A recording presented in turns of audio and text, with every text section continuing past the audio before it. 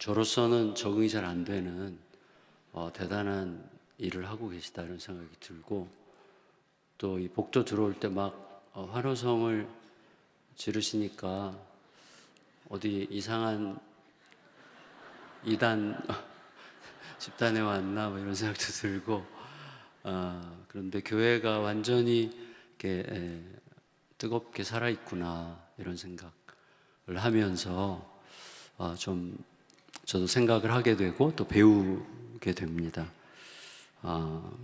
배울 게 많을 것 같아요. 그래서 좀 오늘부터 더 한소망 교회를 자세히 들여다보고 제 후임에게 많이 배우라고 하겠습니다. 저도 이제 3년만 있으면 은퇴하려고, 전 좀 빨리 은퇴하려고 해서요. 오늘 저에게 부탁을 거듭했고, 거듭은 뭐냐면 이렇게 본문을 막 강해해서 설교하는 것보다도 간증을 좀 많이 해달라 이런 부탁이었고, 또 두 분이 저한테 편지를 보내주셔서 이것도 다 굉장히 전략적이시더라고요. 그 편지에 뭐 자녀의 이야기 막 은혜 받았습니다 뭐 이런 얘기를 하셔서 자녀 이야기 하라고 하시나 보다 이렇게 이야기했습니다. 저는 사실 오늘 고통과 성령 사이에서라는 제목을 어떻게 하다 보니까 정하게 됐는데, 조금 더 구체적으로 제가 말하고 솔직하게 말한다면 저의 실패와 하나님의 승리 사이에서 이렇게 말할 수 있을 것 같습니다.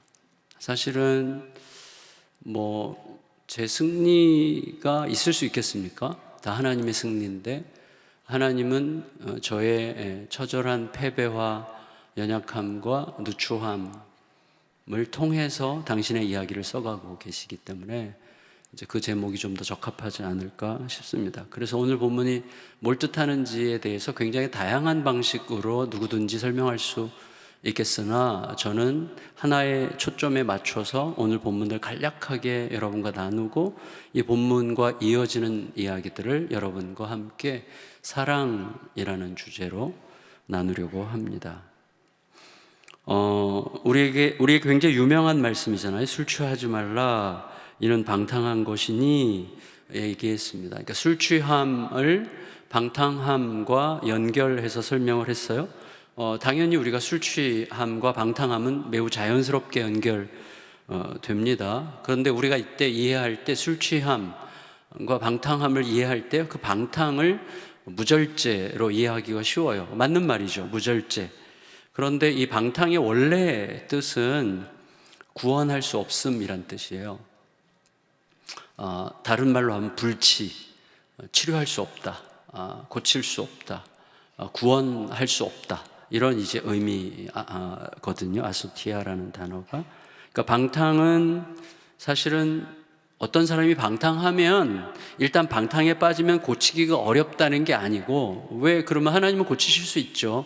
그럼에도 불구하고 방탕을 지향하는 삶 자체가 사실은 내가 스스로 구제불능의 상태 속으로 자신을 몰아넣는 거라는 의미를 우리에게 주고 있어요.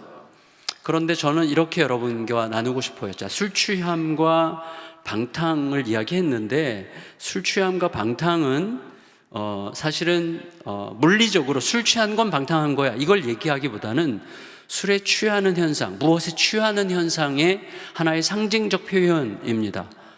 그러니까 사실은 사람이 술에만 취하는 게 아니잖아요. 어떤 사람은 뻔뻔함에 취하잖아요. 그렇죠. 어떤 사람은 교만에 취하죠. 어떤 사람은 자기 자랑에 취하죠. 어떤 사람은 사고방식이 항상 너무 자기중심적인 사람 있잖아요. 그리고 자기 애성이 극단적으로 강한 사람, 이 사람도 다 취한 사람들이죠. 그러니까 술 취함이라는 것은 하나의 상징이고 어떤 표현의 방식이지, 실제로 술에 물리적으로 술에 취했다는 것보다 더 심각한 취함이라는 것은 성령을 거스리는 방식이죠. 그러니까 성령을 위하는 방식으로 성령을 거스르는 거죠. 다시 말하면 예배를 드리며 죄를 짓는, 바리새인들처럼 하나님의 이름을 부르며 하나님의 아들을 죽이는, 그거는 제정신이 아닌 거잖아요. 이미 술에 취한 거잖아요. 그러니까 무엇에 취한 거죠? 어디에? 자기 만족에, 자기 전제에, 자기 방식의 사고방식에 취해 있는 거예요. 그러니까 바른 판단을 할 수 없어요. 하나님이 주시는 메시지가 들리지 않는 거예요. 이게 술 취함이죠. 그러니까 단순히 술 마시면 안 돼. 저는 우리 성도들에게 나 술을 아직 못 끊어서 교회 저 못 가겠어요. 그러면 죄송합니다. 저 여기 제가 한소망교회 분위기를 몰라가지고 저는 괜찮다. 얼마든지 마시면서 다녀라고. 그러니까 술 마시기 때문에 예수님을 못 만나는 것보다도 술 마시면서 교회 와서 예수님을 만나면 예수님 때문에 끊게 되는 게 중요하지. 예수님 때문에 안 마셔도 되는 거구나 이거. 괜히 내가 예수님보다도 술을 더 좋아하는 이가 이상한 모순에 빠져 있었구나라는 걸 깨닫는 게 중요하지. 나 술을 아직 못 끊어서 교회 못 가겠어요 그러는 분들이라든지 나 아직 담배를 못 끊어서 교회 못 가겠다는 분들은 제가 교회에다가 흡연실을 만들어 줄 테니까 와라 이제 이렇게 얘기를 하거든요. 그러니까 핵심은 뭐냐면 예수님을 만나는 거예요. 예수님 그러니까 우리가 사실은 술을 안 마신다고 해서 아무것에도 안 취해 있는 게 아니라 술을 안 마시는 사람들은 이 말씀을 읽을 때 면죄부를 받는 것 같은 느낌을 가지면 안 되는 거죠. 왜냐하면 술 취함이라는 것은 어떤 이미지고 상징이고 실제로는 우리가 훨씬 더 심각한 것들에 많이 취해 있거든요. 그래서 여러분 신앙생활하면서 제일 상처 많이 주는 사람이 같은 교회 다니는 사람들이잖아요. 선교사들이 가장 상처 많이 받는 대상이 선교사거든요. 동료 선교사. 그러니까 뭔가에 취해 있는 거예요 우리들은. 그래서 제정신이 아닌 거죠. 다시 말하면 하나님의 뜻이 무언가. 오늘 본문의 맥락이 뭐냐면 이거예요. 최대의 불치병은 사실은 자만과 교만과 자기중심성과 자기 확신과 자기 전제에 취해 있는 거가 최대의 불치병이거든요. 자기 전제에 취해 있으면, 자기 교만에 취해 있으면 나는 옳다, 너는 틀렸는지 모르지만 나는 항상 옳아 라는 자기 애성에, 자기 확신에 취해 있으면 어떻게 되냐면 잘못하는지도 모르고 잘못을 하고 그리고 굉장히 거룩한 일로 사람들을 상처 줄 수 있는 거죠. 예를 들면 이런 거예요. 제가 지난주 화요일에 저희 교회가 이제 교회 안 다니는 남편들을 한번 초대해 보자. 그래서 신청을 받아가지고 이렇게 아내들이 모였어요. 그분들과 함께 4주 동안 기도하고 같이 이렇게 제가 강의를 4번 중에 제가 한 번 맡고 나머지는 이제 교육자들이 맡았는데 제가 강의를 하면서 뭐라 그랬냐면 여러분 남편을 전도의 대상으로 생각하지 마십시오. 남편을 전도의 대상으로 생각하는 순간 여러분의 목적, 곧 남편을 전도해야 된다는 여러분의 목적의 수단이 되기 때문에 남편이 금방 알아차립니다. 남편이 여러분에게 기대하는 것은 자기를 전도해 주는 게 아니라 사랑하는 겁니다. 왜냐하면 예수님이 우리를 얻으신 게 예수님이 우리를 전도해서 얻으신 게 아니라 우리를 사랑하신 게 우리 안에 깨달아졌을 때 우리가 우리를 예수님께 드리게 됐습니다. 예수님은 당신의 죽음의 사랑으로 우리를 얻으셨듯이 우리도 내가 나의 자존심이 죽고 나의 습관이 죽고 나의 어떤 자기중심적인 사고방식이 죽는 방식의 사랑이 남편에게 들킬 때 나 당신 사랑하는 거 알지? 이렇게 확인한다고 사랑을 느끼는 게 아니잖아요. 나는 정말 성실히 주님의 사랑을 반영하면서 내가 성실하게 사랑하려고 할 때 남편에게 어느 순간 그 사랑이 들킬 때 그 사랑이 남편 속으로 쑥 들어가서 변화를 일으키기 시작하는 거거든요. 예수님이 우리를 얻으신 방식은 사랑이잖아요. 그래서 성도들에게 이렇게 얘기했어요. 여러분, 사랑은 강요하는 게 아닙니다. 이 얘기를 이제 막 엄청 강조하고 이제 집에 와서 자리에 딱 앉았는데 하나님께서 저를 엄청 책망하셨어요. 왜 그런 줄 아세요? 사랑은 강요하는 게 아님이라는 말을 엄청 강요했어요.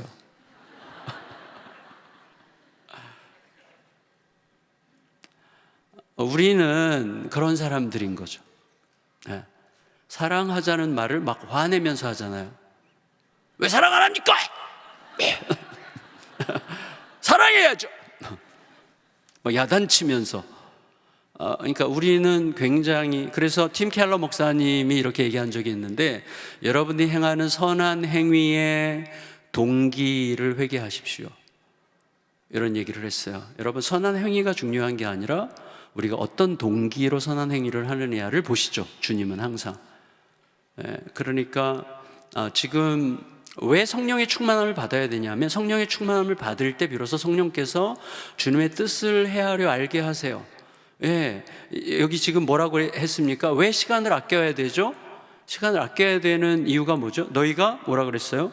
세월을 아끼라. 때가 악하니라. 때가 어떤 때예요? 하나님의 뜻이라고 하는데 사실 하나님의 뜻이 아닌, 하나님의 뜻이 아닌 걸 가지고 자기 욕망을 하나님의 뜻이라는 방식으로 표현하는 아주 악한 세대이고, 또 자기는 다 옳다고 주장하지만 옳다고 주장하는 그 모든 것 가지고 세상을 망가뜨리는 세대이기 때문에, 그런 세대에는 진짜로 세상을 살리고 서로를 살리고 관계를 살리고 내 영혼이 살아나려면 어떻게 해야 되죠? 내가 성령의 이끌림을 받아 하나님의, 주님의 진짜 뜻이 무엇인지를 깨달아야 돼요. 그래서 뭐라 그럽니까? 17절에 그러므로 어리석은 자가 되지 말고 오직 주의 뜻이 무엇인가 이해해라. 주님의 뜻이 뭔지를 제대로 이해할 수 있기 위해서 성령의 충만을 받아야 되는 거예요. 저는 성령 충만을 받아서 병 낫고 치유되고 회복하고 뭐 이런 거를 무시하지 않습니다. 그런 일도 얼마든지 있을 수 있다고 생각합니다. 그러나 예수님께서 성령을 얘기하실 때 요한복음에서 성령이 오실 때 우리에게 주시는 가장 중요한 것 중에 첫 번째가 뭐예요? 말씀을 생각나게 하시고 말씀을 깨닫게 하시는 거. 왜? 말씀을 통하여 주님의 뜻이 무엇인지를 이해하고 헤아려 성찰하며 살아가게 하시기 위해서 성령께서 그렇게 하시는 거란 말이죠. 그러니까 인류 최대의 불치병은 술 취함이 아니라 핵심, 불치병, 방탕의 핵심은 자기 중심성이에요. 자기 확신이고 자기 만족이고 자기 전제입니다. 부부싸움 할 때 왜 싸워요? 내가 너보다 옳다는 거잖아요. 네. 넌 맨날 왜 그딴 식으로만 생각해? 이 말은 뭐죠? 너는 진짜 맨날 틀려. 내가 옳아. 이 말 때문에 싸우는 거거든요.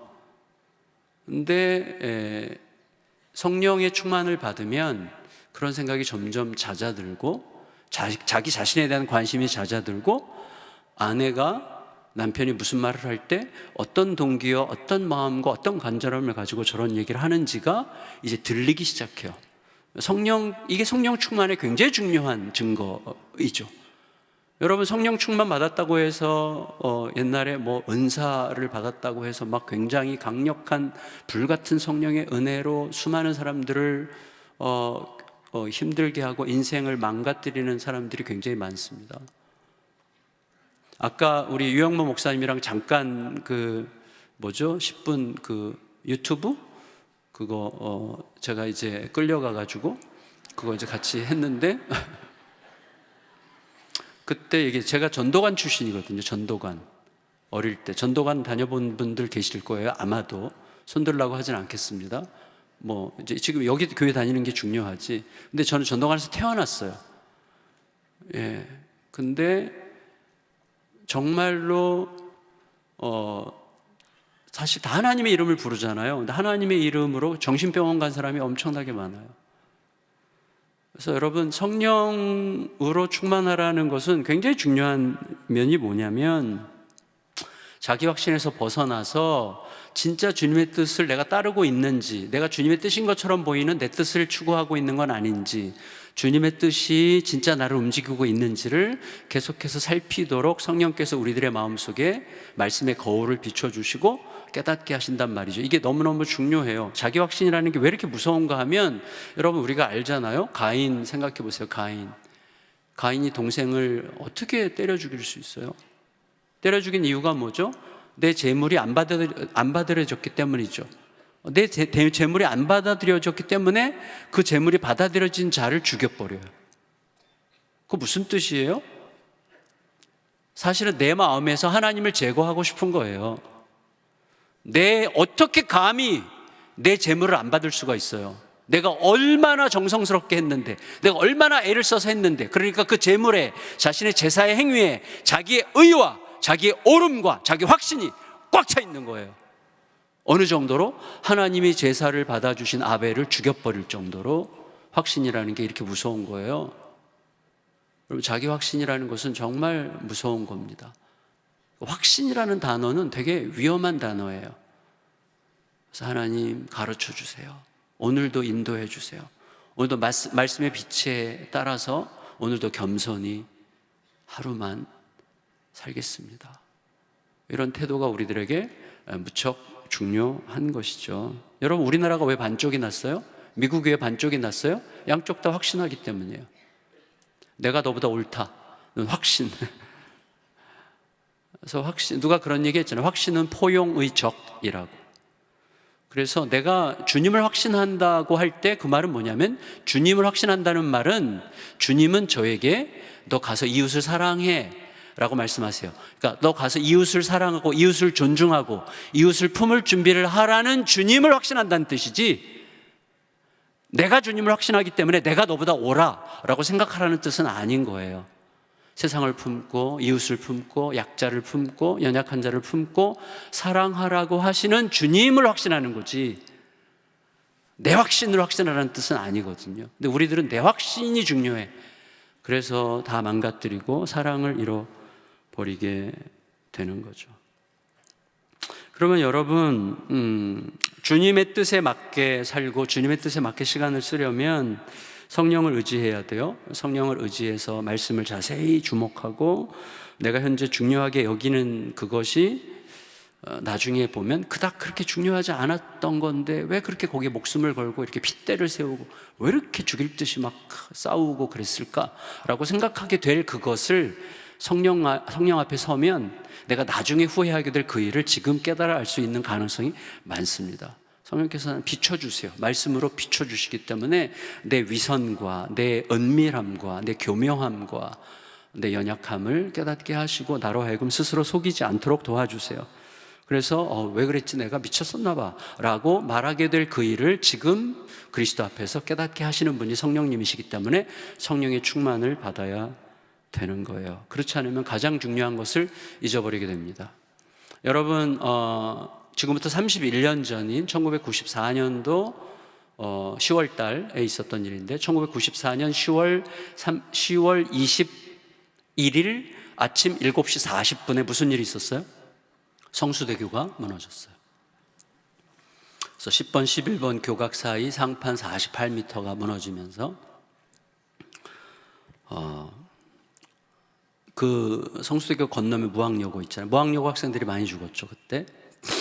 그래서 시내버스, 승합차, 승용차 등 6대가 추락했고 32명이 죽었어요. 17명이 중상을 입고. 근데 그게 중요한 게 아니고, 그 사망한 여학생 중에 무학여고 2학년 다니던 연수라는 자매가 있어요. 아마 어디선가 이 기사를 읽어보신 분들 혹시 계실 수도 있을 것 같은데, 누군가의 딸이죠, 그 아빠. 근데 이 연수가 죽기 며칠 전에 좀 사소한 일로 아빠 말을 좀 안 듣고, 그래서 아빠한테 좀 야단 맞다가 한 대 얻어 맞았어요. 그러니까 그때부터 이 자매가 죽기 전까지 서먹한 관계가 안 풀린 채로 죽은 거야. 그러니까 아빠랑 서먹서먹하게 지냈어요. 근데 그러다가 그냥 세상을 떠난 거예요. 그래서 이제 이제 시신을 수습하고 유품들을 이제 집으로 왔는데, 이 자매가 죽고 나서 몇 시간 후에 이 자매의 유품이 집으로 왔는데, 그 강물에 젖은 가방을 이제 아빠가 받았어요. 가방을 이렇게 들춰보니까 거기에 죽기 전날에 아빠에게 쓴 쪽지 편지가 있었어요. 이렇게 돼 있었어요. 편지에는, 사랑하는 아빠 보세요. 아빠, 저는 요즘 얼마나 아빠 마음이 아픈지, 요즘 저는 얼마나 제 마음이 아픈지 모릅니다. 아빠가 저를 때리셨을 때 제 마음보다 100배, 1000배나 더 마음 아프셨을 아빠를 생각할 때마다 눈물을 감출 수가 없습니다. 하지만 아빠, 저를 때리신 것이라 생각하지 마세요. 제 속에 있던 나쁜 것들을 때려서 물리치신 거라 생각해 주세요. 아빠, 저를 위해 한 번만 더 마음을 풀어주시지 않겠어요? 아빠도 파이팅이에요. 1994년 10월 20일 아빠를 사랑하는 딸 연수가 드려요. 죽은 딸의 가방에서 나온 강물에 젖은 쪽지 편지를 보고 이 아빠는 감당할 수가 없었어요. 아빠 이름이 이식천이라는 분이었는데 그때 46살이었는데 이분이 공교롭게도 그때 대기업 이사로 스카우트 됐어요. 세상적으로는 엄청 잘 나갔어요. 근데 이분은 아침에 일어나서 멍하고 있다가 울고, 회사 출근하면서 울고, 출근해서도 울고, 밥 먹다가 대성통곡을 하고, 집에 와서도 멍하게 있고, 잠도 못 자고, 아내가 자다가 인기척이 있어서 이렇게 보면 남편이 훌쩍훌쩍 울고 있고, 그렇게 울다가 2년 만에 죽었어요. 남편이 그 2년 동안 무슨 생각을 했을까요? 내 인생에 제일 중요한 게 뭐였는데, 내가 미쳤지, 내가 미친놈이야, 뭐가 중요한데, 승진이 중요해? 내 말을 애가 내 말대로 해야 그게 중요한 거야? 이 아이에게 제일 중요한 것은 아빠의 관대한 사랑이었잖아. 이거를 이 아이에게 해주고 싶은데 아이가 없는 거예요. 그러니까 이게 이 고통이 너무너무 크니까 이 고통에 겨워가지고 이 슬픔에 완전히 압도당해서 아빠가 울다가 세상을 떠났어요. 48살에. 너무나 비참한 이야기죠. 너무나 고통스러운 이야기죠. 그런데 저는 거기서 어떤 아름다움도 느껴져요. 그러니까 인생에서 뭐가 가장 중요한지를 뼈를 깎는 고통으로 알게 된 아빠의 이야기가 지금 30년이 지난 지금까지 전해지고 있다는 게 저는 고맙다는 생각이 들어요. 물론 너무 이 가정에 대해서는 제가 할 말이 없고 너무나 좀 진짜 너무 할 말이 없는 이야기지만, 여러분 생각해 보세요. AD 49년에서 52년 사이에 사도 바울이 2차 선교 여행 했잖아요. 2차 선교 여행. 2차 선교 여행 떠날 때 일이 있었죠. 바울의 단짝이 누구죠? 모르셨어요? 바울의 단짝 누구죠? 바나바. 네. 그러니까 이렇게 너무 쉬운 대답을 안 하시는 이유는 너무 가짜기 때문이죠. 근데 하여튼 바울과 바나바가 단짝인데 둘이서 지금 마가 요한, 바나바의 조카 혹은 사촌 동생인 마가 요한을 데리고 가냐 마냐를 가지고 엄청나게 싸우죠. 이 두 사람은 지금 20년 가까운 친구잖아요. 그리고 바울에게 바나바는 완전 은인이잖아요. 바울로 하여금 예루살렘 교회에서 바울을 소개해주고, 바울을 안디옥 교회 리더 그룹으로 세우고, 그리고 바울과 함께 전도여행 떠나서 생사고락을 같이 했고, 이 모든 일을 바나바가 같이 도와줬어요. 근데 마가 요한이 중간에 1차 여행 때 중간에 돌아갔다는 사실에 너무 실망한 바울이 얘는 절대로 못 데리고 간다 했고, 바나바는 얘 데려가서 다시 키우자. 세상에 패자부활절이 있어야지. 한 번 실패했다고 이거 끝까지 버리면 안 된다. 데리고 가자. 바울은 데려가더라도 나중에 데려갑시다. 지금은 안 됩니다. 얘는 아직도 준비가 안 됐습니다. 왜 안 돼? 우리가 잘 가르치면서 가면 되지. 안 됩니다. 이거 가지고 막 싸우다가 둘이서 성경에 뭐라고 그랬어요? 심히 다투고 갈라섰어요. 저는 이후에 사도 바울에게 이 사건이 아무것도 아닌 사건일 수 없다는 전제를 우리가 해야 된다고 생각합니다. 적어도 내 인생에 너무나 결정적인 역할을 한 사람 아니에요, 바나바는? 너무나 중요한 친구예요. 근데 그 너무나 중요한 친구를 마가 요한을 데려가냐 마냐를 두고 그렇게 격하게 싸워가지고 완전히 갈라섰단 말이죠. 그게 바울에게 아무것도 아닌 사건일 수는 없어요. 그래서 계속 성찰했을 거예요. 그리고 그때로부터 5년쯤 후에 바울이 에베소에서 고린도전서를 쓰죠. 그리고 고린도전서에 자기가 어떤 성찰의 과정을 거쳐왔는지를 고백하는 거예요. 어떤 고백이죠? 사랑 없이도 방언할 수 있고, 사랑 없이도 천사의 말을 할 수 있고, 사랑 없이도 산을 옮길 만한 믿음을 가질 수 있고, 사랑 없이도 내 모든 걸 다 쏟아서 구제할 수 있고, 사랑 없이도 내 몸을 불살에게 내어줄 수 있다. 그러나 사랑이 없기 때문에 그건 다 쓰레기다. 이 사도 바울이 고백하는 거예요. 저는 이 고백에 사도 바울의 그 깊은 자기의 과정에 대한 성찰이 있다고 생각해요. 그리고 점점 바울은 사랑의 이야기 쪽으로 가요. 점점 사도 요한을 닮아가요. 사도 요한은 진지게 깨달았죠. 사랑이 전부다는 사실을 깨달았죠. 그러니까 사도 바울이 나중에 그걸 깨달아가요. 이 에베소서도 마찬가지거든요. 사실 에베소서도 마지막 결론이 뭐예요? 주 예수를 사랑하는 자에게 은혜가 있을지어다로 끝나요. 에베소서도 사랑으로 끝나는 거거든요. 근데 문제는 뭐냐면 우리가 굉장히 교묘하다는 거예요. 교묘해요. 사랑인 것 같은데 사랑이 아니야. 제가 지난주에 들었는데, 제가 되게 좋아하는 선교사님이 계신데, 이분이 성경 번역 선교사셨는데, 이제 언어학이라든지 이런 걸 공부하려고 미국의 백인들이 주로 사는 도시로 유학을 가셨어요. 갔더니 백인들이 얼마나 잘해주는지, 진짜 한국에서는 경험해보지 못했던 친절, 관대함, 사랑, 이게 막 너무 풍성하게 누려가지고 막 너무너무 행복했대요. 그래서 이런 데도 있구나, 진짜 여기가 천국이구나 이렇게 느꼈는데, 한 1년쯤 지나면서 언어도 익숙해지고 또 미국 문화도 익숙해지고 하면서 이제 그들의 도움이 없이도 이제 살 수 있게 된 거예요. 그리고 이제부터 어떻게 됐죠? 그동안은 그들의 도움을 받았지만 이제부터는 친구가 될 수 있게 된 거죠. 그래서 이제 그들의 친구가 되려고 이렇게 하는데 갑자기 차가워지더래요. 갑자기 엄청 차갑게 대하더래요. 왜 그러지? 내가 무슨 잘못했나? 뭐지? 하고 다른 미리 유학 온 사람들과 대화하다가 깨달은 게 그거래요. 백인들이 필요했던 건 아시아인 친구가 아니라 자신들의 관대함과 자신들의 겸손함을 표현해 줄 대상이 필요했던 거라고. 무섭죠. 무서워요. 근데 우리도 그럴 수 있어요. 우리도 내가 누군가를 돕는 맛에 사는 사람들도 있어요. 그래서 그 사람이 더 이상 내 도움을 필요로 하지 않으면 상종하기 싫어. 그러니까 사랑이라는 이름으로 사랑 비스무리한 되게 모순 어린 것들이 너무 많기 때문에 우리가 바리새인이라든지 서기관이라든지 이런 사람들을 너무 쉽게 그것들 이렇게 생각하면 안 돼요. 우리들이 항상 그럴 수 있는 자들이거든요. 우리도 이미 그러고 있을지도 모르기 때문에 늘 그래서 성령의 충만함을 받아야 돼요. 성령의 충만을 받는다는 건 뭐죠? 내 영혼의 상태에 대하여, 내 마음의 동기에 대하여, 내 마음이 지금 어떤 방식으로 작동하고 있느냐에 대하여 매우 센시티브해지는 거예요.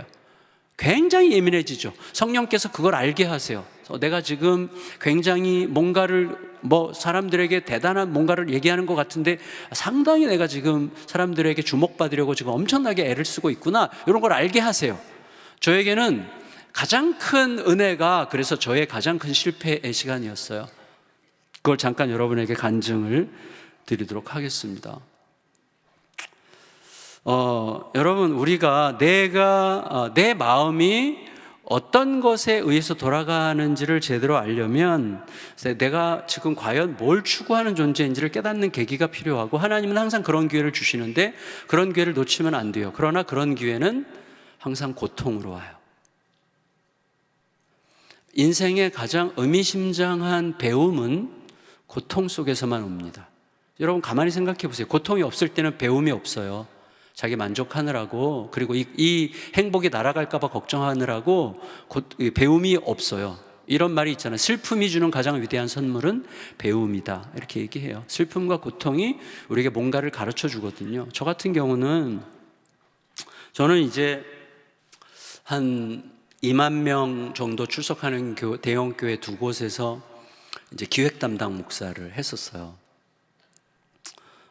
그러면서 이제 그 교회 앞으로 5년, 10년 어떻게 될 건가 이런 걸 이제 계획하고 머리 쓰고 플래닝을 해가지고 플래닝을 촘촘하게 해서 막 이런 프로젝트를 돌리고 행사를 돌리고 이런 거에 이제 굉장히 익숙했죠. 그리고 어떻게 하면 일이 되게 할 수 있는지, 어떻게 하면 돌아가게 할 수 있는지에 약간 기술이 생겼어요. 그리고 나서 이제 서초동에 있는 한 70주년 된 교회, 한 1200여 명 보이는 교회 담임 목사로 이제 제가 갔어요. 가서 그 교회에 제가 제 존재를 입증해야 되잖아요. 70년 된 교회에 제가 5대 담임 목사로 갔거든요. 그리고 제 존재를 입증하기 위해서 그동안 익혔던 모든 기술을 다 썼어요. 그리고 교회가 한 최소한 1년, 부임하자마자 1년 사이에 50% 이상 성장을 했어요. 그래서 막 굉장히 막 성도들이 흥분하고 저도 막 굉장히 자부심을 느끼고 굉장히 좋았어요. 그리고 막 약간 목에 힘도 들어가고 이제 막 성도들이 막 우리 교회도 이제 대형 교회 되는 거. 그 교회 위치가 사랑의 교회랑 온누리 교회 딱 중간 정도에 있어요. 그러니까 이제 제 가기 전에 그 젊은 사람들이 전부 다 막 사랑의 교회 온누리 교회로 다 떠났다가 이제 막 다시 돌아오는 분위기가 형성이 되면서 이제 막 교회가 약간 이렇게 기대가 막 차고 있는 순간 저는 우울증이 왔어요. 제가 그때 하나님께서 엄청나게 깨닫게 하신 게 이거였어요. 하나님 없이도 부흥할 수 있다. 아까 얘기했죠. 사랑 없이도 부흥할 수 있어요. 신천지 보세요. 엄청나게 빨리 부흥하고 있죠.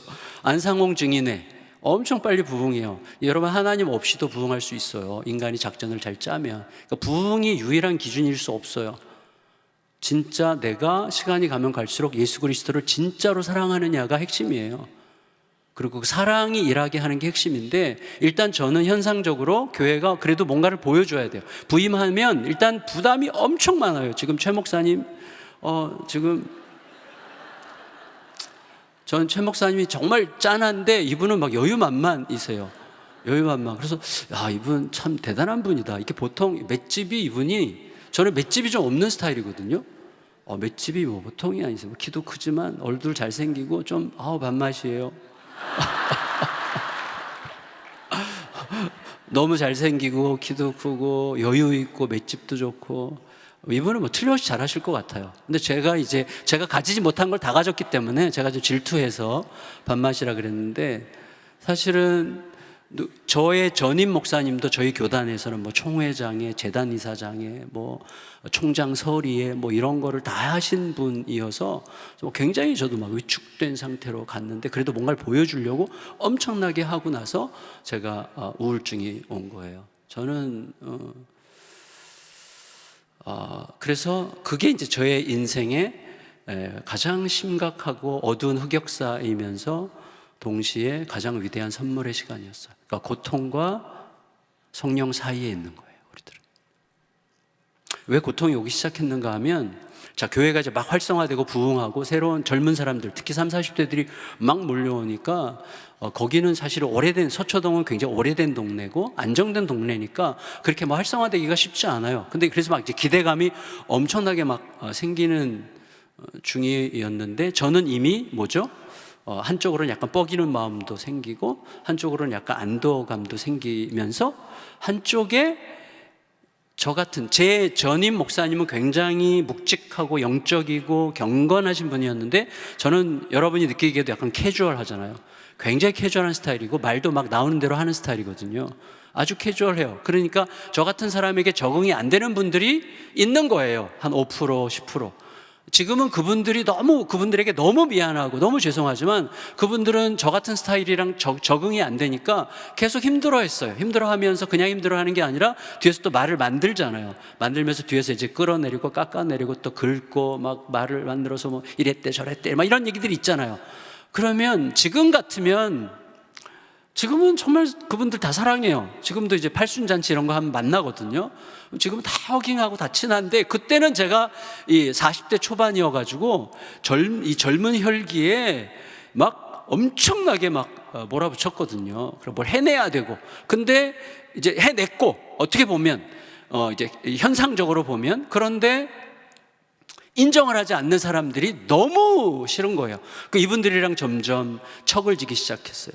조금씩 점점 말도 곱게 안 나가고, 제가 이거 참 너무 괴롭다 이렇게 하는데, 이제 구체적인 공격이 이제 몇 번에 걸쳐서 이제 공격이 들어왔어요. 근데 지금은 뭐 얼마든지 그럴 수 있다고 저는 생각하고, 지금은 아마 사랑스럽게 볼 것 같은 느낌이 들어요. 제가 지금의 저에 대해서 착각하고 있는 게 있을 수도 있어요. 그렇지만 지금은 그때보다는 엄청나게 여유가 많이 생겼는데, 그때는 이게 견뎌지지 않더라고요. 뭐 예를 들자면 이제 1, 2, 3, 4부 예배가 있잖아요. 그러면 3부 예배가 메인인데 3부 예배에 들어가기 직전에 저를 좀 별로 안 좋아하는 장로님이 이제 목양실에 들어와서 다른 목사님 설교 CD, 다른 교회 목사님 설교 CD를 이렇게 주면서 얘기하는 거예요. 목사님, 저 요새 우리 집 가까운데 나가는 교회, 근데 거기 이 교회 새벽기도 가는데, 이 교회 가니까 그 목사님 주일 설교 CD를 파는데, 제가 그거 들어보니까 은혜가 너무 은혜가 돼요, 목사님. 그래서 저는 새벽마다 기도해요. 하나님, 우리 담임 목사님도 이 목사님처럼 이렇게 은혜롭게 설교하게 해달라고 새벽마다 기도한다는 거예요. 야, 이거 진짜 지금 뭐라는 거야. 그래갖고 막 그 앞에서 이제 CD를 막 뽀개버리고 싶은데 뭐 그럴 수도 없고, 아유, 목사님, 장로님, 감사합니다. 제가 부족해서 너무 괴로우시죠? 제가 좀 더 기도 많이 하고 더 잘 해보겠습니다. 뭐 이제 이런 식으로 얘기를 했죠. 근데 이제 일종의 약간의 공격 같은 거였는데, 진심도 있겠죠, 물론. 그 설교 CD 주인공을 제가 엄청 싫어했어요. 예, 이 무슨 수야. 분당인가 어디서 목회하는 친구인데, 제가 이 인간을 엄청 미워했어요. 그래서 저희 교회 연초에 그 부흥회 강사로 얼마나 또 잘하나 보자. 그리고 저희 부흥회 강사로 초대했는데 그때부터 친구가 됐어요. 너무 제가 은혜를 많이 받고. 근데 사실은 그건 그거야. 그건 그거. 이 분노가 사라지지 않는데요. 이거는 뭐 감당이 안 되더라고요. 그래서 제가 잠을 못 자기 시작했어요. 화가 나니까. 분노로 잠을 한 달 정도 거의 못 잤더니 이제 공황장애로 확 들어가요. 공황장애로 들어가서 장로님들이 웬일이니, 왜 이렇게 힘든가 해서 저를 입원을 시켜주셔서 일주일 동안 링거 주사로 수면 주사 맞으면서 일주일 동안 잤어요. 그러고 나서 딱 들어왔더니 급성으로 우울증이 오는데, 저는 우울증이라는 게 심리적인 문제가 아니더라고요. 여러분, 우울증은 온몸으로 겪는 고통이에요. 그냥 딱 하나밖에 없어요. 생각나는 게 딱 하나, 죽고 싶다. 그러니까 죽으면 모든 게 편안해질 것 같아요. 저는 굉장히 심각한 자살 충동으로. 그래서 제 아내가 24시간 제 곁을 못 떠났어요. 하필이면 교회 사택이 교회 앞에 이렇게 베란다에 서면 교회 지붕이 보이는 아파트 9층이에요. 그러니까 늘 그 지붕을 보면서 그 위로 떨어지고 싶은 거예요. 약간 자포자기도 있고 복수심도 있고 뭐 모르겠어요. 뭔지. 하여튼 막 그러니까 이게 무슨 뭐 기도로 말씀으로 이게 감당이 안 되는 거예요. 그러니까 기도해야지, 말씀 읽어야지라는 말은 전 못 해요. 우리 성도들이 힘들어할 때 기도를 더 하세요, 말씀을 더 읽으세요. 저는 그런 말을 못 해요. 그냥 같이 울 수밖에 없어요. 왜냐면 그게 이해가 되니까. 그럴 때가 있고. 그러니까 이건 진짜 뭐 그런 얄팍한 조언으로 되는 게 아니에요. 그러니까 여러분, 이렇게 우울증으로 자살하는 사람들이 뭐 이거를 이제 긍정적으로 보려고 하는 사람들은 사회적 타살이다 뭐 이렇게까지 얘기를 하는데, 함부로 판단하면 안 됩니다. 진짜로 이게 너무 심각하게 힘든 거예요. 그래서 제 아내가 24시간 제 곁을 못 떠나고 늘 울면서 제 곁에 있었어요. 그리고 이제 정신과 약은 계속해서 좀 멍하게 하고, 그리고 띵하게 하고, 의욕을 없애고, 살고 싶지 않게 하고. 그러니까 이게 고치는 게 아니라 그냥 증상만 없애는 거기 때문에, 저는 어떻게 생각했냐면, 내 인생, 내가 뭐 목회자로서는 이미 끝났고, 나는 사람으로서도 못 살겠구나, 이렇게 생각한 거예요. 나는 한 인간으로서 완전히 패자다.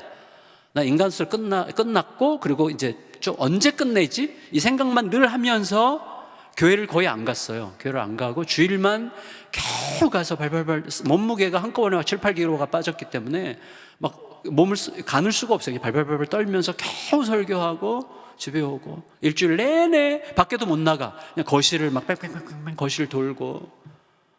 이거 어떻게 뭐 감당이 안 되는 지옥 생활이었어요.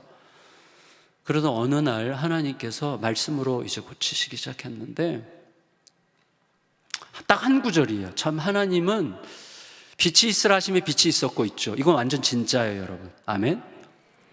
하나님은 말씀이 나가면 말씀이 현실이에요.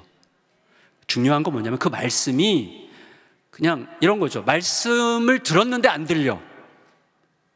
말씀을 다 들었지만 이게 가슴을 파고들어서 내 말씀이 되는 건 완전히 다른 차원의 문제예요. 그걸 하시는 분이 성령님이신 거예요. 성령님이 그 말씀이 내 말씀이 되게 하고 내 안에 박혀서 나를 관통하면서 내 존재를 새롭게 하는 그분이 성령님이신 거예요. 어느 날 설교 준비를 하기 위해서 억지로 폈어요. 누가복음을 그때 설교하고 있을 때인데 누가복음 6장 26절이었어요. 뭐 은혜로운 말씀도 아니에요. 이 말씀이에요. 모든 사람에게 칭찬을 받는 자에게 화가 있도다. 이 말씀이에요. 모든 사람에게 칭찬을 받는 자에게 화가 있도다. 너희 조상들이 거짓 선지자들에게 이와 같이 하였느니라. 이 말씀이 성령께서 이 말씀이 빛으로 칼날 같은 빛으로 심장을 그냥 뚫은 거예요. 쑥 들어와가지고 저를 제 안에 머물렀어요. 너무너무 아팠어요. 너무너무 아프고 너무너무 놀라웠어요. 그리고 제 실체를 아는 거죠. 뭐냐면 제가 우울증에 걸린 이유는 잠을 못 잤기 때문이고, 잠을 못 잔 이유는 분노했기 때문이고, 분노한 이유는 사람들이 내가 생각하는 만큼 인정해 주지 않는 사람들이 신경 쓰였기 때문인데, 예수님이 이렇게 말씀하시는 거예요. 야, 너 모든 사람으로부터 칭찬을 받아야만 속이 시원할 것 같은 사람은 가짜란 뜻이야. 가짜만 그렇게 하나. 너 가짜가 되고 싶었지? 너희 조상들이 거짓 선지자들에게 이렇게 한 거야. 모든 사람에게 잘 보이고 모든 사람에게 칭찬을 받고 모든 사람이 우쭈쭈 해야만 너 비로소 만족할 줄 알았지. 그래서 너가 죽으려고 하는 거야. 너는 내가 너에게 나를 따르라고 했지, 너의 존재를 증명하는 길을 따르라고 하지 않았잖아. 근데 나는 어떤 길을 갔어? 예수님은 사방에서 욕먹고 모함당하고 사람들이 뒷담화하고 욕하고 심지어 십자가에 못 박아 죽일 건데 그 길을 그냥 가셨잖아요. 그 주님을 따른다고 하면서 나를 욕하는 사람이 있으면 안 돼. 나를 모함하는 사람이 있으면 안 돼. 뒤에서 내 뒷담화하는 사람이 있으면 안 되는 거야. 나 같은 게 뭐라고 예수님보다 더 나은 존재가 되려고 했을까? 나 같은 게 도대체 뭐라고 예수님보다 더 위대한 사람이 되려고 이렇게 할까? 왜 욕먹는 게 그렇게 싫을까? 내가 진리를 말하고 예수 그리스도의 뜻을 전하느냐가 중요한 것이지, 예수님의 뜻을 전했는데 사람들이 욕하면 그냥 진리를 듣고도 욕할 수 있는 거지 라고 생각하고 가면 되지. 왜 너의 존재가 무너져야 돼? 너의 존재가 무너지는 이유는 너가 지금까지 내 이름을 팔아서 너의 존재가 얼마나 괜찮은 존재인지를 사람들에게 증명하는 것이 너의 목적이었기 때문이야. 너 우상 숭배자였어. 너가 얼마나 괜찮은 사람인지를 사람들에게 증명하려는 우상을 숭배하는 이 우상 숭배자였어. 그게 여기서요 너무나 아프게 깨달아졌어요. 너무나 아프게. 그래서 거의 한 3개월에서 6개월 사이를 어마어마하게 회개했습니다. 주님, 제가 정말 우상 숭배자였습니다. 사람들이 나를 어떻게 보는가, 사람들이 나를 어떻게 인정해 줄까, 이것에 모든 초점을 맞췄습니다. 하나님, 제가 뭐길래 모든 사람에게 칭찬을 받아야 될까요? 주여, 예수 그리스도의 진리만 전하게 해주시고 예수 그리스도의 뜻만 전하게 하시고 복음만 전하게 해주시고, 복음을 싫어하는 사람들은 욕할 수도 있고 미워할 수도 있고 제 설교를 듣고 은혜를 못 받을 수도 있고, 또 나라는 사람을 모두가 좋아해야만 되는 건 아니고 나 같은 사람을, 내 캐릭터를 싫어하는 사람도 얼마든지 있을 수 있고, 그러나 나는 예수 그리스도의 뜻을 따라서만 걷는 길을 가게 해주세요 라고 기도를 했어요. 그랬더니 결론이 나왔어요. 거기에 더 있으면 안 되는 거예요. 교회는 부흥했지만 사실은 계속해서 사람들의 관심을 받아요. 이제 올해 몇 명이 더 왔어요. 어떻게 됐어요? 이제 우리 조금만 더 있으면 뭐 몇천 명이 돼요. 뭐 이런 식의, 이제 이런 거에 제가 이런 거를 감당할 만큼 맷집이 있는 존재가 아니라는 거를 인정해야만 했어요. 그래서 저는 약간 옛날에 유기성 목사님이 저한테, 제가 개척하고 나서 그러시더라고요. 목사님이 개척한 이유는 친한 사람들이랑만 목회하고 싶어서 개척한 거죠? 그랬어요. 그래서 맞다고. 나 힘든 사람 못 견딘다고. 그냥 나를 받아들인 사람들이랑만 목회하려고 개척했다고. 근데 거기에 있으면서는 제가 감당할 수 없겠더라고요. 저는 그 정도의 존재가 아니라는 것을 인정해야만 됐어요. 그래서 이제 떠나야 되겠다. 그래서 언제 떠나지? 하는데 이제 2008년도인가? 제가 원래 중국 선교를 지망했었거든요. 중국 선교사로 가면 좋겠다 싶어가지고 막 너무 행복해지는 거예요. 중국 선교사로 가면 좋겠다는 생각이 드니까 집에 가서 막 아내한테 막 뛰어가서, 여보, 우리 선교사로 가면 어떨까? 올해까지만 사역하고 선교사로 가면 나 너무 행복할 것 같은데. 그랬더니 아내가 듣더니 좋은 생각이야.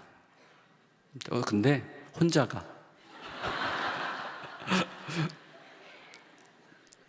그래서 주님의 뜻이 아닌 줄 확신하고 이제 다시 기도를 했어요. 저 아내가 동의해야 돼요. 그래서 이제 기도를 했는데 2009년 4월 1일 날 새벽에 새로운 교회를 개척하면 어떻겠냐 이런 마음을 주셨는데 너무 행복해지는 거예요. 너무너무. 막 집으로 막 달려갔어요. 빨리 아내한테 얘기해주고 싶어서. 근데 약간 의심도 들었어요. 왜 하필이면 4월 1일 날 이런 감동을 주셨을까? 만우절에. 그래서 이런 말씀을 주는데 집에 가서 아내한테 얘기했더니 아내가 울었어요. 울면서 저를 꼭 안아주면서 나는 작년부터 기도했는데 당신의 입으로 말할 때까지 기다리기로 했어. 아내가 막 울더라고요. 그래서 둘이서 부둥켜 안고 이렇게 얘기했어요. 여보, 우리 그때쯤 꽤 이제 성도들이 많이 늘었는데 우리 은퇴할 때까지 10가정만 있어도 행복할 수 있을까? 아내가 우리 예수님 얘기하다가 떠나면 충분히 행복할 것 같아. 그래서 개척을 결정했고 주님께서 마음속에 성도들이 따라올 수 없는 곳으로 가라. 그래서 원래는 처음에는 잠실 쪽에 400-500명 정도 이렇게 새 가족 데리고 하면 좀 잘할 수 있겠다 이렇게 잔머리를 굴렸는데 기도할수록 성령님께서는 아니었어요. 사람들이 따라올 수 없는 곳으로 가서 나만 의지해라. 그래서 하나님께서 점지해 주신 땅이 살인의 추억 화성이었어요. 그 당시에 살인의 추억으로 사람들이 거기 사는 걸 부끄러워하는 그 땅으로 가서 일부러 그 땅을 선택했고 저희 교회는 지금도 대중교통이 없어요. 그리고 그냥 벌판의 교회가 달랑 있어요. 그래도 하나님께서 사람들을 많이 보내셔서 지금 저희 교회는 이제 분립개척을 하거든요. 분립개척. 하나님께서 하게 하셨어요. 그래서 6개 정도 100명씩 떼어서 이렇게 계속 부교육자들을 개척을 시켜주는 일을 하고 있습니다. 어쨌거나 그러면서 제가 풀리기 시작했어요. 그때부터 뭐가 풀렸냐면 저로 하여금 목회를 계속 할 수 있나? 목회를 그만둬야 되지 않을까? 라고 생각하게 만든 게 2가지가 있었는데 하나는 제 잔머리고 나는 왜 이렇게 잔머리가 돌아가지? 이거였어요. 이거는 이제 다른 방식으로 극복하셨는데 오늘은 그 시간이 없고 오늘은 사랑 이야기를 할 거니까 저희 딸이었어요. 둘째 딸.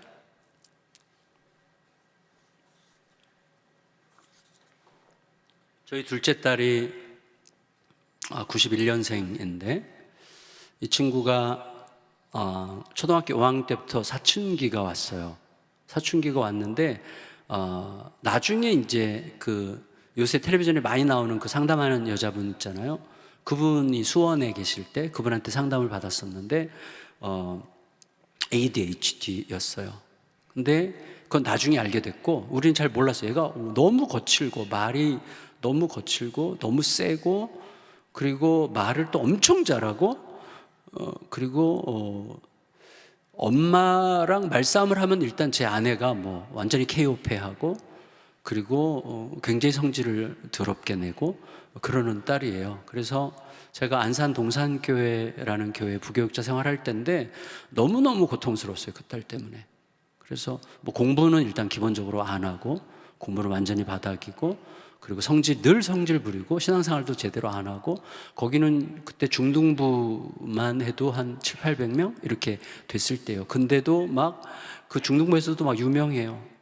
이렇게 분위기를 좀 흐려놓고 중간에 또 뛰쳐나가고 그리고 담배 피고 침 뱉는 거 잘하고 욕 잘하고 내가 무슨 잘못을 그렇게 했는지 또 밖에서 제 아빠 욕을 그렇게 하고 다니고 그래서 제가 이렇게 설교하려고 각 단에 딱 서잖아요. 그러면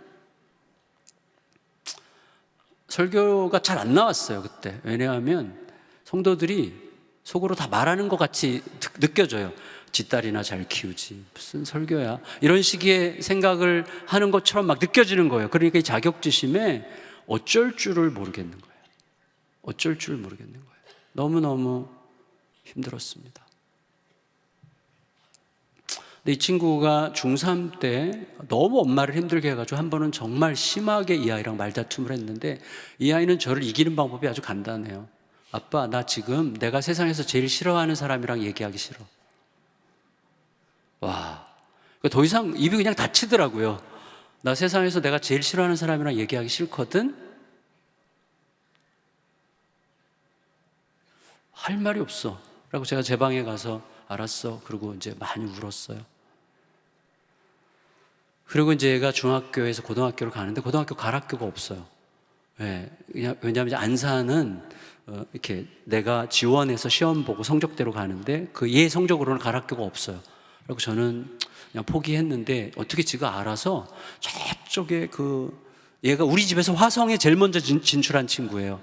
화성 저 끝에 서해안에 있는 두레 자연고등학교라고 있어요. 지금은 엄청 좋은 학교가 됐는데 그때는 이제 고등학교에 가지 못하는 아이들이 주로 가는 학교였어요. 얘가 그 학교를 어떻게 알아서 갔는데 진짜 할렐루야였어요. 왜냐하면 기숙학교야. 그러니까 제가 월요일부터 금요일까지는 이제 숨을 쉴 수가 있게 됐어요. 안 봐도 돼. 얼마나 감사한지. 근데 얘가 이제 금요일 날 저녁에 와요. 토요일 날 이제 집에서 잠을 자죠. 근데 토요일 날 새벽에 교회 가서 이제 기도를 하는 거예요. 하나님, 우리 하림이 어떻게 하면 좋아요? 우리 하림이 어떻게 하면 좋아요? 막 두려운 거예요. 그 교회에서도 제가 좀 이게 제대로 할 수 있을까? 근데 하나님이 이렇게 말씀하셨어요. 야, 너에게 사랑하라고 준 딸을 너가 사랑하지 않고 있는데 내가 뭘 어떻게 하겠니? 만일에 너의 딸이 변한다면 그건 너의 사랑을 통해서만 변할 거야. 너가 내 사랑을 통해서 변했듯이. 그러니까 너가 내 사랑을 보여줘라. 근데 너는 내 사랑을 보여주지 않고 너의 욕심을 보여주고 있잖아. 왜냐하면 딸이 내 기대대로 조금이라도 하는 것 같으면 기분이 좀 편안하고 안심이 되고 내 기대대로 안 하면 화가 나잖아요. 그러니까 내가 사랑하는 것은 딸이 아니라 딸에 대한 내 기대죠. 딸에 대한 내 기대를 사랑하는 거지 딸을 사랑한 적이 없는 거예요. 딸을 사랑한다면 얘가 내 기대대로 하건 기대대로 못하건 간에 괜찮아. 아빠는 너가 살아있다는 게 중요하고 너가 아빠 딸이라는 게 중요하고 너가 내 곁에 있다는 게 중요하고 너가 우리와 같은 식구라는 것만 중요해. 그걸로 너무나 충분해. 하나님이 우리를 그렇게 대하시지 않습니까? 내 모습 이대로 주 받아주세요. 우리가 늘 찬송하는데 우리가 그 찬송을 할 수 있는 이유가 뭐예요? 하나님이 그렇게 하시기 때문이죠. 우리 모습 그대로, 우리가 어떻게 했든지 간에, 얼마나 찌질하게 살든지 간에 우리 모습 그대로를 받으시기 때문에 우리가 매주 그렇게 좀 누추하게 살면서도 하나님 앞에 나오잖아요. 그렇게 우리의 속사람을 들여다보면 저도 똑같거든. 저는 성도들에게 종종 고백해요. 성도님들, 저는 설교 준비하다가 음란해집니다. 나 아내를 너무 사랑하는데 어떤 땐 바람이 피고 싶습니다. 그게 접니다. 여러분 아닌 것처럼 비웃지 마세요. 그런 우리들의, 그렇지만 주님 앞에 나갈 때마다 우리를 있는 모습 그대로 받아주시는 주님의 덕분에 우리가 변화되고 있는 중인데, 왜 나는 그 사랑으로 변화되고 있으면서 우리 아이에게는 내 기대를 끝까지 못 버릴까? 너가 요렇게만 해봐. 너가 인간이라면 그래도, 인간이라면 이 정도는 해야지. 이것도 버려야 돼요. 이것도 버려야 돼. 제가 그날 아침에 하나님 앞에서 사랑이 뭔지를 깨달았어요. 사랑은 죽음이에요. 사랑은 죽는 거예요. 예수님께서 죽음으로 사랑을 보여주신 것처럼 내 자존심, 내 기대, 이렇게 되면 좋겠어. 우리 아이가 최소한 그래도 이 정도면 좋을 것 같다라고 하는 모든 생각들로부터 죽어야 사랑이 시작되는 거더라고요. 그래서 제가 하나님, 저 죽겠습니다. 저를 죽여주시옵소서 기도했어요. 그리고 하나님, 제가 죽는다는 건 구체적으로 뭘 뜻하는 거죠? 이렇게 여쭤봤더니 하나님께서 이런 마음에 감동을 주셨어요. 너 집에 가서 딸에게 사과해라. 너가 지금까지 딸을 사랑하지 않았던 것을 사과해라. 아멘 했어요. 그리고 이제 집으로 막 가는데 갑자기 억울해. 하나님, 저 열심히 살았습니다. 저 진짜 열심히 살았습니다. 잘못은 전현이 다 했는데 왜 내가 사과를 해야 됩니까?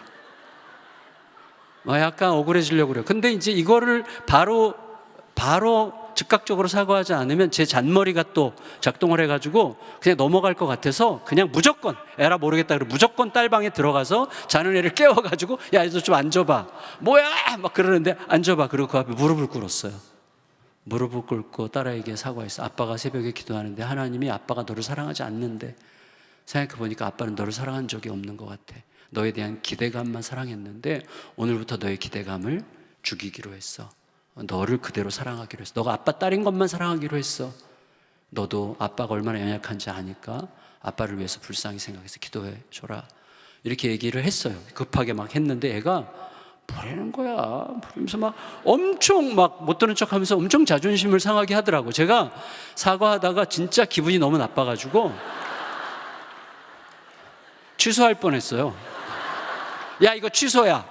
그럴 뻔했어요. 그래서 끝까지 사과하고 제 방에 와서 이제 가만히 앉았어요. 토요일이 지나고 주일이 지나고 월요일 날 됐어요. 얘는 서초동에서 거기까지 가려고 그러면 이제 얼마나 많이 차를 갈아타야 돼요. 그러니까 막 2-3시간 전에 가가지고 여러 번 고생해서 가야 되는데 떠난 지 한 2-3시간 지났는데 기적이 일어났어요. 기적. 저희 딸이 안 변했어요. 아빠가 무릎 꿇고 사과해도 안 변해. 이 기적이에요. 안 변하는 게 기적이야. 무릎 꿇고 사과해도 안 변합니다. 근데 진짜 기적은 여기서 일어났어요. 제가 갑자기 저희 딸이 너무너무 보고 싶어졌어요. 이 아이가 그 학교 간 이후로 단 한 번도 학교 가면서 아빠의 따뜻한 눈빛을 가슴에 품고 학교에 가본 적이 없구나. 이 아이가 그 학교를 먼 길을 가면서도 한 번도 아빠가 안아준 적이 없구나. 아빠가 따뜻한 마음을 담은 선물이나 용돈을 받아본 적이 없구나. 늘 싸늘한 눈빛만 가지고 얘가 학교를 갔구나. 이 생각을 하니까 막 너무 미안하고 너무 막 짠하고 너무 불쌍하고 막 너무 안쓰러운 거예요. 그래서 제가 차를 몰고 막 학교까지 쫓아가서 점심때까지 기다렸어요. 얘가 웬일이야? 막 그래서 친구들 다 데려 나오라고 그래서 치킨집에 가서 치킨을 사줬어요. 저희 딸이 제일 좋아하는 게 치킨이야. 저희 딸이 이름이 정하림이에요. 진짜로 정하림. 그래가지고 치킨 사주고 그리고 용돈 주고 오면서 제 마음속에 결심을 했어요. 결심. 하나님 3배 사랑을 말없이 실천하겠습니다. 그래서 우리 딸이 아빠 용돈 10,000원만 줘. 그럼 무조건 30,000원. 아빠 1시간만 내줘. 그럼 무조건 3시간. 3배 사랑을 하겠습니다. 약속하지 않고 그냥 하겠습니다. 그리고 이 아이가 학교에서 오면 처음에는 얘를 안는 게 죽음이에요. 이게 힘들어. 그 미운 아이를 안는 게 힘들어. 근데 안아지기 시작했어요. 사랑해. 뭐야 아빠 징그럽게. 사랑해. 아빠는 너가 일주일 동안 잘 지내고 무사히 집에 온 것만으로 충분히 만족해. 처음에는 약간 위선적으로 가식적으로 이렇게 얘기했는데 이렇게 가다 보니까 이게 진짜가 되더라고요. 나중에 마음이 가. 얘가 고3 때쯤 되니까요. 서로 이제 학교에서 오면 아빠 그러고 오고 저도 막 하림아 그러고 서로 막 안고 너무너무 자연스러워졌어요. 얘가 졸업을 앞두고 이제 입시 처리됐을 때 제가 얘기했어요. 하림아 너 고등학교 때도 공부 안 했지? 응. 놀았지.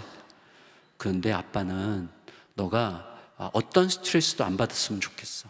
아빠는 솔직히, 아빠 진짜 솔직히 말하는 건데 우리 딸이 고졸이라는 게 너무 자랑스러워. 우리 딸이 고졸이라는 게 너무 자랑스러우니까 너 대학교에 대해서 요만큼도 신경 안 써도 돼. 그러니까 너 하고 싶은 거 다 하면 돼. 그랬더니 딸이 하는 말이 아빠 나 대학교 입학원서 낼 거야. 너가 어떻게 내 성적이 없는데? 그랬더니 아빠 우리 학교가 농어촌 특례가 돼. 야, 이 성견지명이 있는 아이예요. 농어촌 특례가 되는 학교야. 그래갖고 농어촌 특례로 영어과에 1명 뽑는데 지원을 했어요. 1명을 뽑는데 떨어졌어. 그래서 제가 이 딸이 떨어졌다는 얘기를 듣고 딸 손을 잡고 그랬어요. 하림아 아빠는 진짜 너무 자랑스럽다. 우리 딸이 대학교 입학원서를 냈다는 게 너무 자랑스러워. 진심이었어요. 우리 딸이 대학교에 입학원서를 냈다는 게 야 너무너무 뿌듯해. 그랬더니 아빠 나 대기번호 1번이야. 와 1명 뽑는데 대기번호 1번이면 2등이잖아. 야 너 대단하다. 어떻게 2등 했어? 그랬더니 2명 지원했대 그러더라고요. 그래가지고 둘이서 손잡고 엄청 기도했어요. 하나님, 붙은 그 아이 다른 학교 가게 주시옵소서. 엄청 기도했는데 걔가 다른 학교 갔어요. 붙은 애가. 왜? 저희 딸이 서울대 영어과에 들어갔어요. 왜? 예, 조금 남쪽에도 서울대가 있어요. 천안에 가면 남서울대학교라고 있어요. 천안에 남서울대학교. 저는 남서울대학교를 너무너무 사랑해요. 진짜 너무너무 사랑해요. 너무너무 좋아해요. 그 학교에 대한 고마움이 여기 꽉 차 있어요. 우리 딸을 받아준 그 학교. 이 친구가 1학년 다녔는데요, 1학년 1학기 2학기 전 과목 낙제야.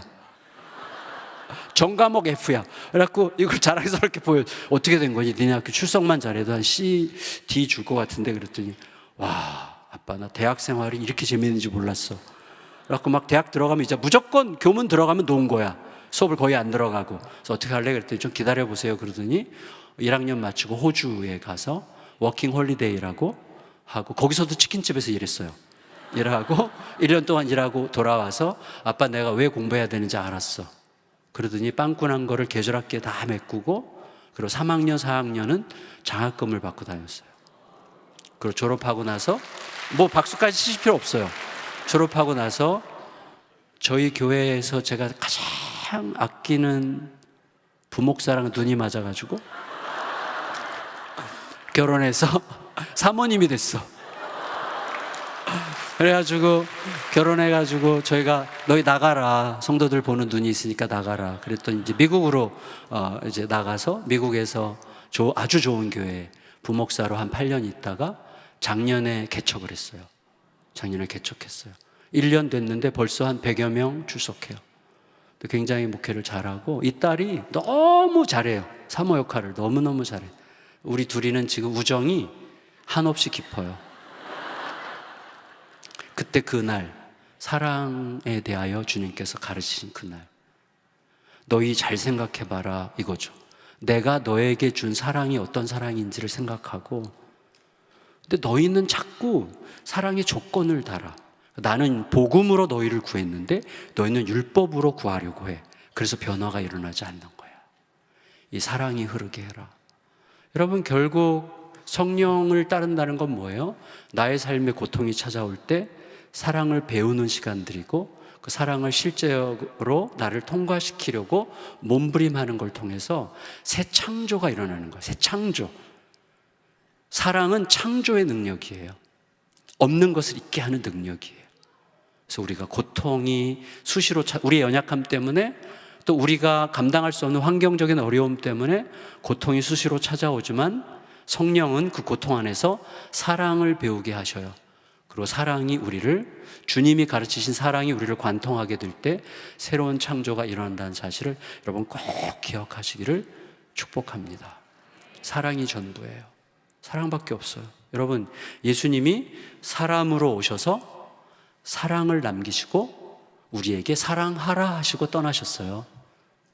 전부예요. 여러분, 이 땅에 저희 교회도 부흥을 좀 했지만 무슨 의미가 있겠어요? 건축을 했는데 무슨 의미가 있겠어요? 이 땅에 500만 명 모이는 교회를 했어요. 무슨 의미가 있겠어요? 하나님 거의 관심 없으세요. 하나님의 관심은 너가 진짜 내 사랑을 받은 자답게 나를 닮았느냐, 거기에만 관심이 있으세요. 근데 우리는 놀랍게도 다른 비즈니스에 바빠가지고 사랑만 빼고 다 해요.